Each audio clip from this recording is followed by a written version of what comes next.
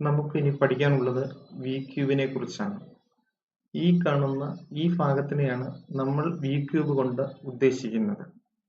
ഈ V cube നമുക്ക് ചില സമയത്ത് ഹൈഡ് ആയി പോകും. അത് നമുക്ക് എങ്ങനെ ഹൈഡ് ആക്കാനും അൺഹൈഡ് ആക്കാനും പറ്റും എന്ന് നോക്കാം.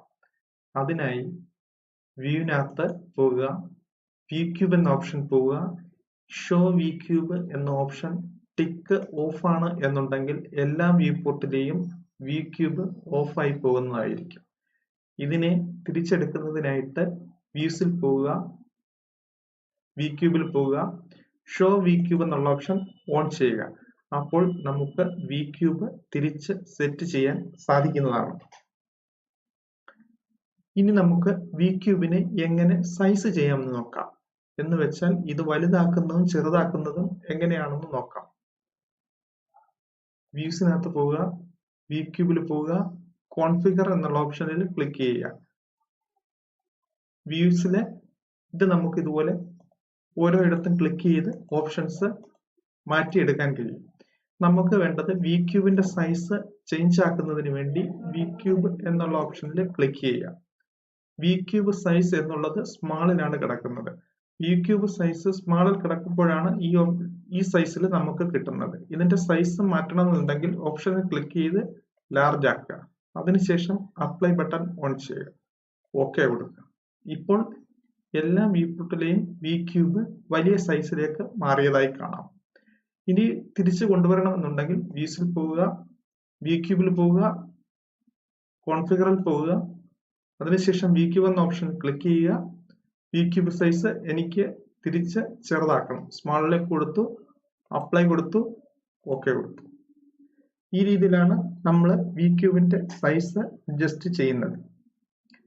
ഇനി നമുക്കൊരു വ്യൂ പോർട്ട് എങ്ങനെയാണ് സൈസ് ചെയ്യുന്നതെന്ന് നോക്കാം. വലുതാക്കുന്നതും ചെറുതാക്കുന്നതെന്ന്. ഞാൻ ഈ വ്യൂവിൽ വർക്ക് ചെയ്യാണ്. എന്നാൽ എനിക്ക് ഈ 3 വ്യൂ കണ്ടുകൊണ്ട് ഈ വ്യൂ പോർട്ടിൽ വർക്ക് ചെയ്യണം. കുറച്ച് വലുതാക്കിയാൽ കൊള്ളാമായിരുന്നു എന്നുണ്ടെങ്കിൽ നമുക്ക് മൗസ് കൊണ്ടുവരുക, ഇവിടെ വലുതാക്കേണ്ട വ്യൂ പോർട്ടിനെ വലിച്ചു മുകളിലേക്ക് നീക്കുക. ഇപ്പോൾ ഈ വ്യൂ പോർട്ട് നമുക്ക് വലുതായിട്ട് കിട്ടി. ഇത് വലുതായിട്ടും ഈ വ്യൂ പോർട്ട് ചെറുതായിട്ടിരിക്കുകയാണ്. പക്ഷെ നമുക്ക് ഇതിലുള്ള ബോക്സിന്റെ വശങ്ങൾ നമുക്ക് മറ്റു വ്യൂ പോർട്ടിൽ കാണാൻ സാധിക്കുന്നുണ്ട്. തിരിച്ച് പഴയ പൊസിഷനിൽ ഇവിടെ വേണമെങ്കിൽ നമുക്ക് ഇതിനെ വലിച്ച് സൈസ് ചെയ്യാം. ഈ രീതിയിൽ നമുക്ക് അഡ്ജസ്റ്റ് ചെയ്ത് വ്യൂ പോർട്ടിനെ വലുതാക്കാനും ചെറുതാക്കാനും പറ്റും. ഇനി പഴയ പൊസിഷനിലേക്ക് കൊണ്ടുവരേണ്ടത് എങ്ങനെയാണെന്ന് വെച്ച് കഴിഞ്ഞാൽ ക്ലിക്ക് ചെയ്യുക, റൈറ്റ് ക്ലിക്ക് അടിക്കുക, റീസെറ്റ് ലേഔട്ട്. നേരെ പഴയ പൊസിഷനിലേക്ക് വ്യൂ പോർട്ട് മാറിക്കഴിഞ്ഞു. ഈ രീതിയിലാണ് വ്യൂ പോർട്ടിന്റെ സൈസ് നമ്മൾ അഡ്ജസ്റ്റ് ചെയ്യുന്നത്. ഇനി നമുക്ക് ടൈം സ്ലൈഡർ എന്താണ്, ട്രാക്ക് ബാർ എന്താണെന്ന് നോക്കാം. ഇത് ടൈം സ്ലൈഡർ നമ്മൾ അനിമേഷൻ സമയത്ത് ഉപയോഗിക്കുന്ന ടൂളാണ്. നമുക്കത് അനിമേഷനെ പറ്റി പറയുമ്പോൾ നമുക്കതിനെ വിശദമായിട്ട് അതിനെപ്പറ്റി പറയുന്നതായിരിക്കും. നമ്മളിവിടെ പ്ലേ ബട്ടൺ കൊടുത്തു കഴിഞ്ഞാൽ ഈ മൂവ് ആവുന്ന ഈ ഭാഗത്തിനെയാണ് നമ്മൾ ടൈം സ്ലൈഡർ എന്നതുകൊണ്ട് ഉദ്ദേശിക്കുന്നത്. ഇത് എനിക്ക് ഓഫ് ചെയ്യാം, പഴയ പൊസിഷനിലേക്ക് കൊണ്ടുപോകാൻ സാധിക്കും. ഈ മൂവ് ചെയ്യുന്ന ഈ ഭാഗത്തിനെ നമ്മൾ ടൈം സ്ലൈഡർ എന്നാണ് പറയുന്നത്. അതിന് താഴെയായി കിടക്കുന്ന ഈ ഭാഗത്തിന് 0, 5, 10, 15 മുതൽ 100 വരെ എഴുതിയിരിക്കുന്ന ഈ ഭാഗത്തിനെ നമ്മൾ ട്രാക്ക് ബാർ എന്നാണ് പറയുന്നത്. ട്രാക്ക് ബാറും ടൈം സ്ലൈഡറും തമ്മിലുള്ള ബന്ധമാണ് ഞാൻ ഈ പറഞ്ഞത്. കസ്റ്റമൈസിൽ പോയിട്ട് ഷോ യു ഐ എന്നുള്ളതിൽ ഷോ ട്രാക്ക് ബാർ എന്നുള്ള ഓപ്ഷൻ ഓഫ് ചെയ്ത് കഴിഞ്ഞാൽ നമുക്ക് ട്രാക്ക് ബാർ മറഞ്ഞു പോകുന്നതായിരിക്കും. വീണ്ടും അത് എടുക്കണമെന്നുണ്ടെങ്കിൽ കസ്റ്റമൈസിൽ പോയിട്ട് ഷോ യു ഐ എന്ന ഓപ്ഷനിൽ ക്ലിക്ക് ചെയ്യുക, ഷോ ട്രാക്ക് ബാർ എന്നുള്ള ഓപ്ഷൻ ഓൺ ചെയ്യുക. ചില സമയങ്ങളിൽ ട്രാക്ക് ബാർ ഇവിടെ കാണിക്കുകയും ടൈം സ്ലൈഡർ ഇല്ലാതെ വരികയും ചെയ്യും. ഏതെങ്കിലും കാരണവശാൽ ഇവിടെ ടൈം സ്ലൈഡർ കാണിക്കുന്നില്ല എങ്കിൽ നിങ്ങൾ ഈ ബട്ടണിൽ ഒന്ന് ക്ലിക്ക് ചെയ്ത് കൊടുത്തു കഴിഞ്ഞാൽ ടൈം സ്ലൈഡറും ഒപ്പം മിനി ടൈം സ്ലൈഡറും ഓപ്പൺ ആകുന്നതായിരിക്കും. ഈ ഭാഗത്തിനെ നമ്മൾ